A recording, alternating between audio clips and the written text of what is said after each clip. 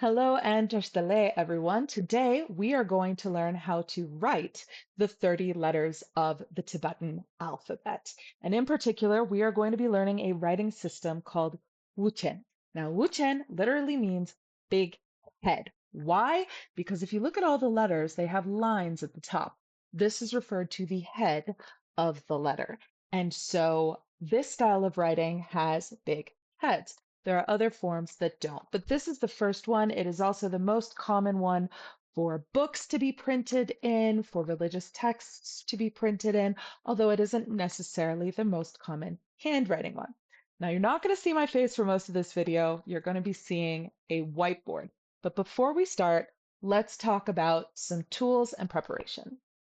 Obviously, you are going to want pen and paper or pencil and paper. The thing is, though, that because of the style of Tibetan writing, their paper actually doesn't have the same lines as ours. In fact, their paper looks a bit like this, except, of course, the lines go all the way across. This is because of the way that the letters are structured. This will make a lot of sense when you see it. Now, if you can't get your hands on a Tibetan handwriting notebook, like most of us can't, one thing you can use is a musical annotation notebook. And you can create the lines just like that there, 1/4, second quarter, half. You'll also often see a 3 by 3 grid, which I've created here by drawing lines down. This is commonly used when students are learning to show the shape of a letter. You can see those there. They all have that 3 by 3 grid, but it doesn't show all the way down. So if you don't have traditional Tibetan writing paper, obviously you can do this on regular line paper. Musical notation paper is fantastic. And if you are a member of my Patreon, I am going to be posting a ton of resources, including some Tibetan handwriting paper that you can download and print out at home. So please do consider checking that out. There are free and subscription tiers. With that said, let's dive right in. I'm going to set up the whiteboard. And of course, if you're liking these videos, please like, please subscribe, please share it with your friends, and please do check out the Patreon and consider supporting by leaving a tip via coffee. Anything you do helps me continue making these videos for you. All right, so our first letter is ka, ka. Now with all of the U-chen letters, we're going to start with our nice big head, which is a horizontal line across the top. In the case of ka, then we're going to draw a curved line that goes to our 1/4 point, a straight line that goes almost all the way to our half point, and a straight line all the way to the bottom. And you'll notice there's a little bit of the head hanging off on either side. That's absolutely something we want. Tek is usually a triangle. If you just do a dot, that's okay too. So now for ka, we do our straight line across the top once again. And this time, our line on the side, I like to do it slightly curved because traditionally this would be done with a bamboo pen. So it goes like that to about the 2/3 point,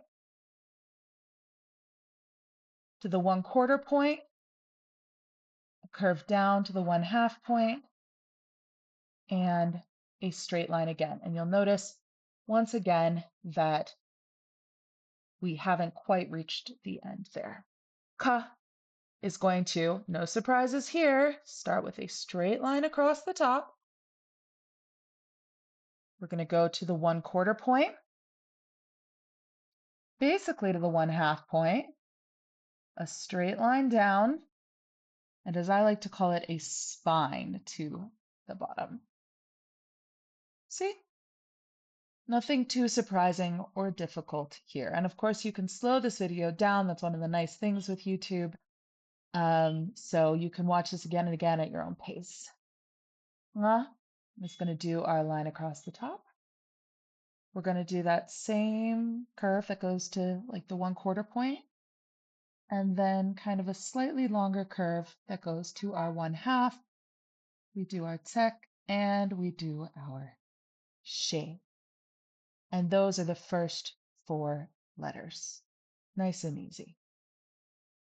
Now, some of these letters, I'm going to teach you a couple ways to write them because there's the formal calligraphy way and then there's the way most people do it. The letter cha is one of those. The formal calligraphy way starts with our head. Then we have a little line that goes to our sort of a bit past our 1/4 point. And then the calligraphy way is to sort of start at that 1/4 point and start this teardrop here and then connect it like so. Okay? That's one way to do it. The less calligraphy way starts the same way, but just kind of does that. It's really up to you what you choose to do. It's generally better to start with the calligraphy way because it teaches you your stroke order. Cha is another one that has two ways to write it. We start with our line across the top, our stem, you could call it, and then we create one loop and we create another loop. There are actually three ways to write this letter. So this is the first one. The second one is to do a figure eight. And the third one is to just go around like that. This is considered the least beautiful option. This is the most correct. This mostly matters if you're actually using a bamboo pen. Fun fact, cha here means a pair, as in two things. So if you buy a pair of shoes, it's cha. And you'll also see this character, this letter, written on cars at weddings. Cha, which means our cup of tea. So we start with our line across the top. And now this line is going to go all the way to the halfway point. And then a line down is kind of going to go to the 2/3, 3/4 mark. Line across. Now, some people mix this up with sa, which faces the other direction. But the way I like to think about it is this one's a little bit curved, like a tea mug handle. But that's useful for me. Nya. Nya is a tricky one, but we're going to do it nice and slow. We do our line across the top. We do a little curvy on the left. We do a little curvy on the right. We do another little curvy on the left, and you'll see this matches up with line number 1, line number 2. And then we do a big old curve on the right. And this nya, like I said, means fish, and a lot of people think it looks like a wave.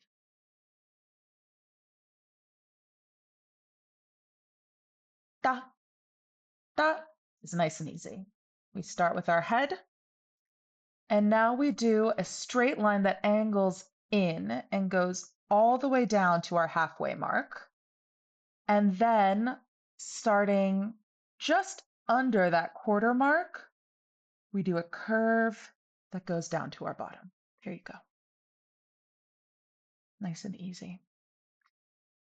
Pa trips a lot of people up, but fortunately it's actually not too hard. Line across the top. And then we curve in. Some people will curve all the way to the top. You can do that if you like.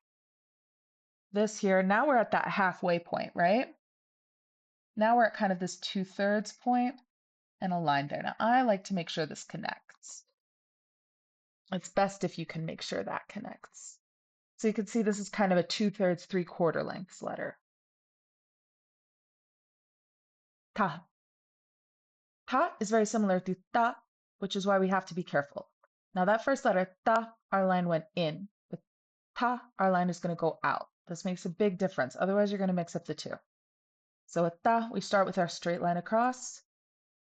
We go to our 1/4 mark. And then we go down to our bottom. I made that a bit narrow. I'm going to fix that up a little bit. No matter how many years you've done this in your life, you're still going to goof it up sometimes. Oh, that's better. Yeah, I like that more.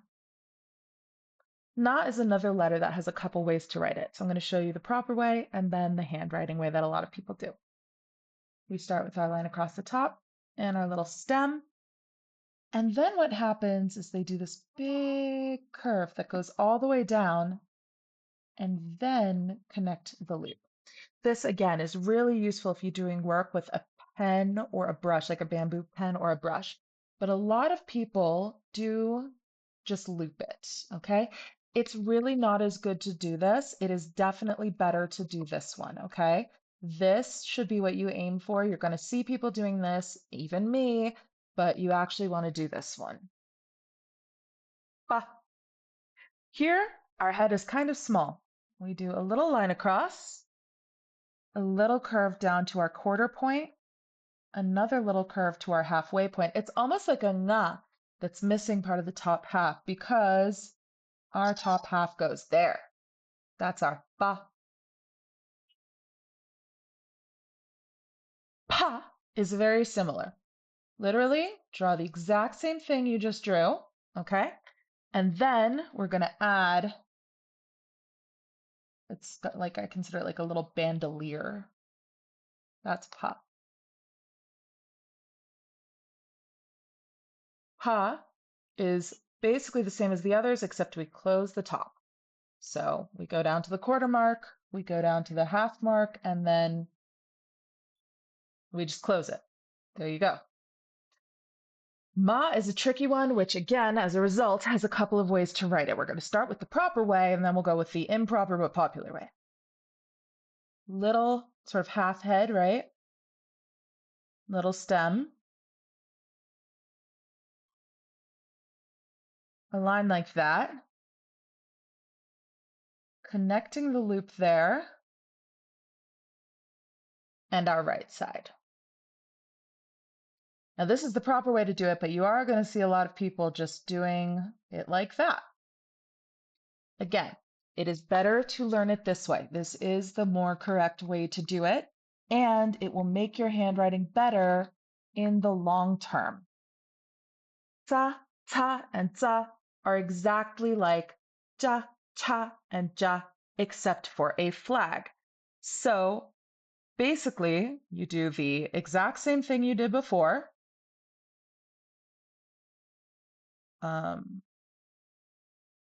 Whichever way you choose to do that, and then you add a flag.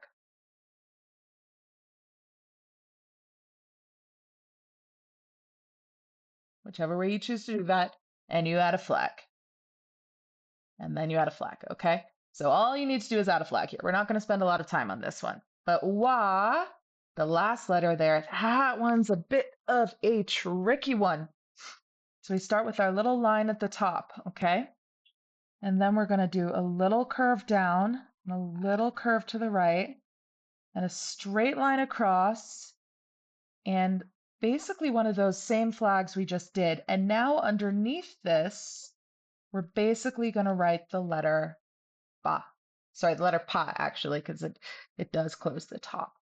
So this one tends to trip people up a bit. It's a slightly complicated letter. In fact, I could have written this better if I had taken that flag and made it like that. It would be better. But it's a complicated letter. We're now on to the last 10 letters. So easy and almost done. So sha, sha. We start with our line across the top. We have a line that goes down to kind of in between, so I guess the 1/3 mark. Little line that goes here. Now, again, this is one of the loopy ones. So some people will do it with the loop. The correct way to do it, though, is to do the full line and then connect the loop. But obviously, there are going to be a lot of people who do it like that. This is the right way to do it, this one here. Sa. Sa's an easy one. Straight line, spine, straight line, kind of curvy bottom line. Done. Super easy. This is the one that people mix up with cha because cha looks like this. And I always think that cha, since it's a cup of tea, it's got a curved mug handle. That's how I remember it. Ah, our little ah, that's so tiny but so tricky to say, is not tricky to write, fortunately. Little head, curve down to the first half, sorry, the first quarter, curve down to the quarter, and a little, almost looks like a little baby chick. Ya is one of the ones that actually I'm really not good at writing, I'll be honest. I'm not great at writing it, but essentially you go like this, and then you meet there, line down to the right, and a line on the side. I'm just never been great at writing this letter. Never been great at it. I never get the, nice little, even when I'm using a chisel tip marker, I'm never great at this one, but that's how you write it. Hopefully you'll write it more nicely than I do. Ra, ra, nice and easy. You can tell I hang out with Eastern Tibetans because I say ra instead of ra. So ra, line across the top. That little kind of middle stem, as I like to call it. And then this. And you'll see that this curves to reaching the halfway point. That is really important. La. I really like writing la. I find it very satisfying. You start with this line across the top. Then you do a curve to the left. And then this curve to the right. And then this little curve down. And then you just connect it on the right. I don't know why. I find it a really satisfying letter to write. I think it's a really fun letter. I enjoy writing it. There you go. Sha. Sha's one that trips people up, even me, because it doesn't start at the top. Sha actually starts at this middle line with a flick down. And then we go up and around. Yeah, you did see me do that. Some people will just go around this way, but most commonly it's up this way and then around that way. And then a straight line down. I'm going to actually do that one again because it is just one that trips people up so often. I feel like I should do it twice, even though you can just rewatch this video. That flick down, and then we go up to create our head, go back to make the loop, and then go down. Sa.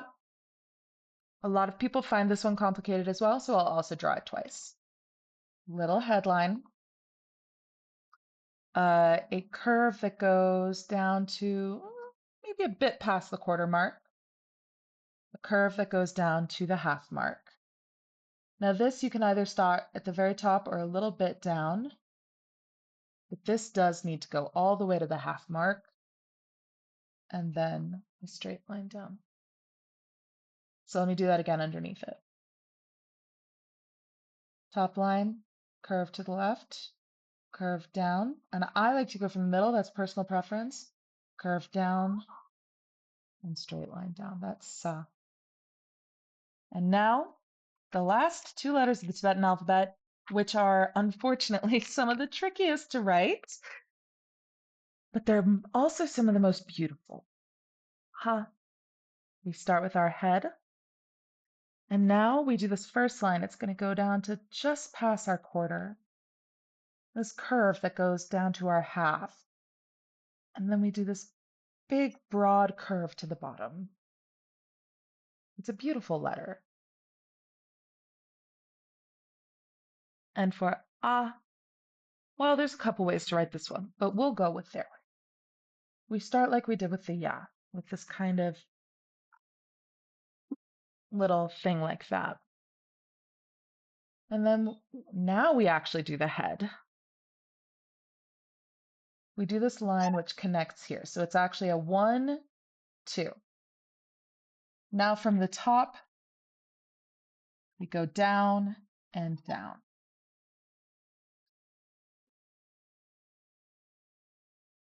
That one's a tricky one. So I'm going to show it again in a slightly different way. You go like this. You can also give it the full curve here, okay? Straight line across, meet it. And then starting either at the very top here or a little bit down, we do that line and we give it our spine. And there you go. Those are the 30 letters of the Tibetan alphabet. Congratulations, you now know how to write them. I know I went through this kind of quickly, but you can just watch the videos again, watch them at half speed if that's helpful to you, copy as much as you can, and of course, there are additional resources uh, that will be going up at the same time as this or within the next 24 to 48 hours on my Patreon, including calligraphy paper you can print out yourself and guides to the handwriting, written guides to the handwriting. I hope this has been super helpful to you. Tuchi.